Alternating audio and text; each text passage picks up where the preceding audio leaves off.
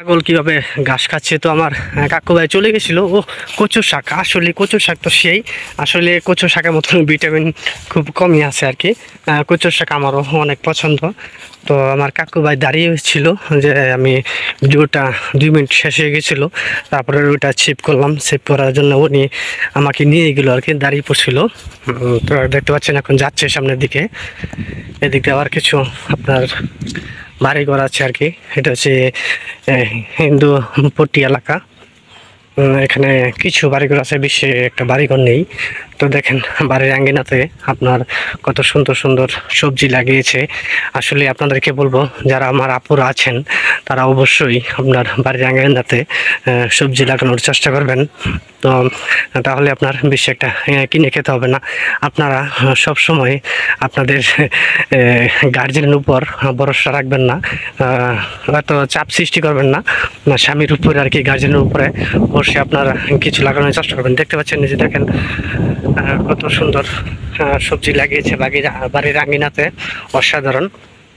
আসলে পুরুষ মানুষ অনেক সময় অনেক ব্যস্ত থাকে, টেনশনে থাকে। তো আপনারা যদি বলেন যে বাড়িতে যদি শুধু বসে বসে থাকেন, যে কোনো কিছু যদি তরি তরকারি না লাগান, তা যদি স্বামীর হাতের দিকে গার্জেনের হাতের দিকে তাকিয়ে থাকেন তাহলে হবে না। অবশ্যই আপনারা আপনার স্বামীদেরকে গার্জেনদেরকে একটু সাহায্য করবেন। বাড়ির আশেপাশে অবশ্যই কিছু না কিছু আপনার লাগানোর চেষ্টা করবেন। তো দেখতে পাচ্ছেন আমাদের গ্রামের দৃশ্যগুলো, অমায়িক দৃশ্য, অসাধারণ। আসলে এই ভিডিওটি অনেক লম্বা হয়ে যাচ্ছে। তো ভিডিওটি আপনাদের কাছে কেমন লাগলো অবশ্যই জানাবেন। তো সবাই ভালো থাকবেন, সুস্থ থাকবেন। আজকের মতন এখানে বিদায় নিচ্ছি। আল্লাহ। বন্ধুরা, গিয়েছিলাম কাজে। আজকে যে কোনো বিষয় নিয়ে কাজ হলো না আর কি, ঘুরে আসতে হলো। আমরা 4 জন গিয়েছিলাম কাজে। তো ভাবলাম আজকে কাজে থেকে ঘুরে আসলাম যেহেতু, তো এদিক দিয়ে আবার ফাঁড়ি রাস্তা দিয়ে চলে যাচ্ছি। তো আবার ওদিক দিয়ে চলে এসে 2 জন। তো আপনার যদি পাকা রাস্তা দিয়ে হাঁটে যায় তাহলে আপনার প্রচুর সময় দরকার এদিক দিয়ে। এজন্য আমরা বাঙালি মানুষ তো একটু শর্টকাট যাওয়ার সবসময় চেষ্টা করি। তো শর্টকাটেই যাচ্ছি এবং আপনাদেরকে কিছু দৃশ্য দেখানোর চেষ্টা করবো আর কি। তো দেখতে পাচ্ছেন বিশাল একটি বড় আপনার কলা বাগান, বিশাল বড় এরিয়া জুড়ে। আমরা কলা খাতের মাঝখান দিয়ে যাচ্ছি।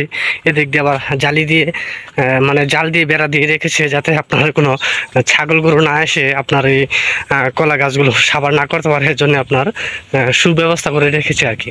তো দেখতে পাচ্ছেন কত সুন্দর দৃশ্যগুলো। আমরা কি ফাইসে গেলাম নাকি বুঝতে পারলাম না। তো কাকু ভাই, আচ্ছা যাই হোক, আগে একবার এই দিক দিয়ে আসছিলাম। তো আসার পরে আপনার এই কোনাটা খালি ছিল আর কি, এখন আপনার পুরোটাই বেড়া হয়ে গেছে। বুঝতে পারতেছি এখন আপনার গাছ দিয়ে যেতে হবে। তো আপনি যে গাছ দৌড়ুন,